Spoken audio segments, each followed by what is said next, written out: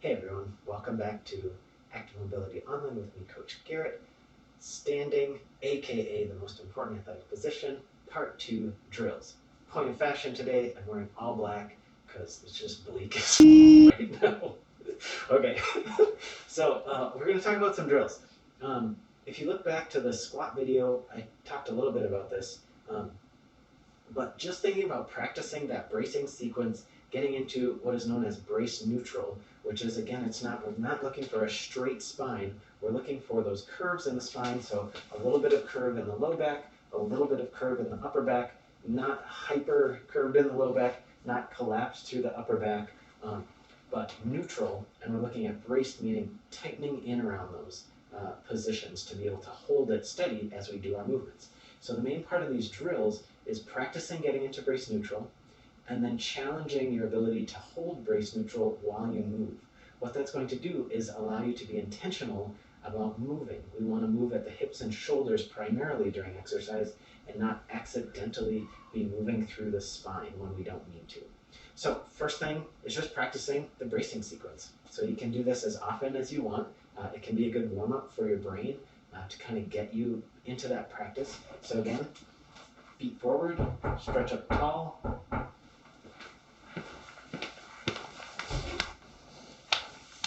What's that? Oh, okay. Cool. So that was your pelvic floor. It was just stopping by to remind me that part of this process can be activating your pelvic floor. Holding your pelvic floor really rigid throughout an entire athletic sequence is unrealistic, but adding that activation to your bracing sequence can be a good practice. Okay, so getting back into practicing the bracing sequence. Setting the stage, feet are forward, stretching up tall through the top of the head, shoulders down and back. Here's where you might think, engage the pelvic floor, lifting, drawing together, elevator going up, whatever you do to activate your pelvic floor. It's better to do it now than to try to do it sometime in the middle, but you're going to want to activate and release that. Coach Hannah would be a great resource for talking more about that. Once we're there, activating the glutes, screwing the feet into the floor, breath in, breath out, hugging the low back, tucking the ribs down, getting everything cinched down nice and tight there. All right, so once we've gotten through the bracing sequence, a good first drill is practicing getting into that ready position. So that's what I'm going to call this slight hinge in the hips and activating the knees. So from the brace neutral, I'm going to set the hips back first. It's going to feel like weight goes into the heels. And I'm going to press my knees out towards the pinky toes a little bit. That's my ready position. I want to do it in that order. Reset at the top, hips hinge, knees press out. We're going to avoid leaning forward. That's where that weight in the heels cue can be useful. Again, from braced, hips hinge, knees press out towards the pinky toes, avoiding that collapse in. So we're not leaning way forward. We're not allowing the knees to collapse in. All right. So that's great. We did that. That is a good thing to practice. But it can be hard to know when you're actually maintaining that brace neutral versus doing other things. If you practice it enough, you'll be able to feel it, but it can be useful to have a coach kind of watch what's going on, because something that can happen is you can think you're doing this, but actually you're doing this.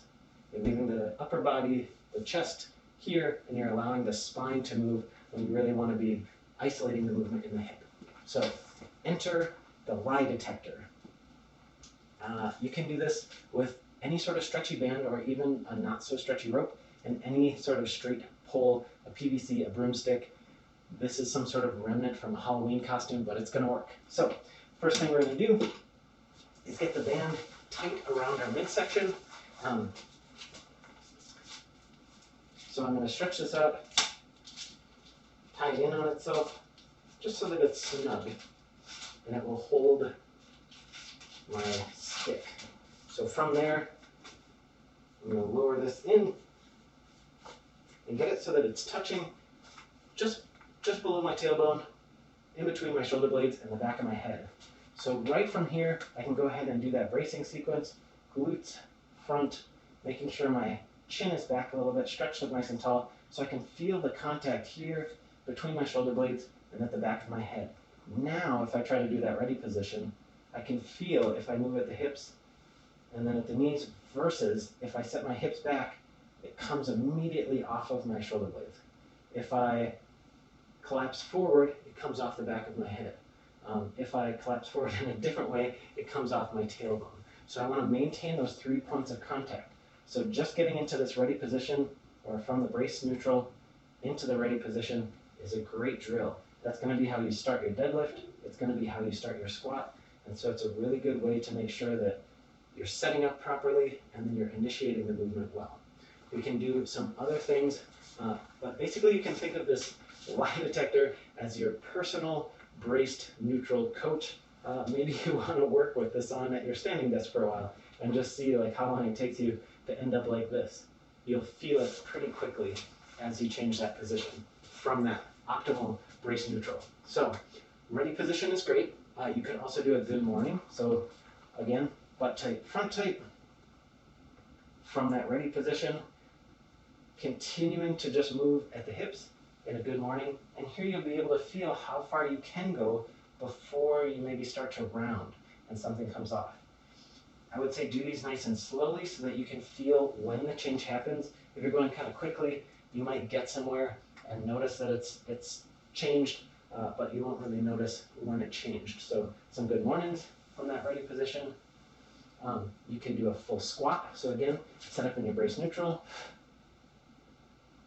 go through that ready position, and then we're going down to whatever depth of a squat we can get to while maintaining a nice strong brace neutral position. In tempo squats, you can do that as long as you want to. And then a position that often challenges our ability to keep spinal neutral is an overhead position. So setting up as though you're doing like a double dumbbell press or a barbell press, moving towards that overhead position. And mostly you're going to feel if you sort of open through the chest or set the hips back or try to push up a little bit, it's going to come off the shoulder blades. So just doing some tempo strict press. You could do this with weights if you wanted to, but maintaining activation through the front of the body, keeping the ribs tucked down.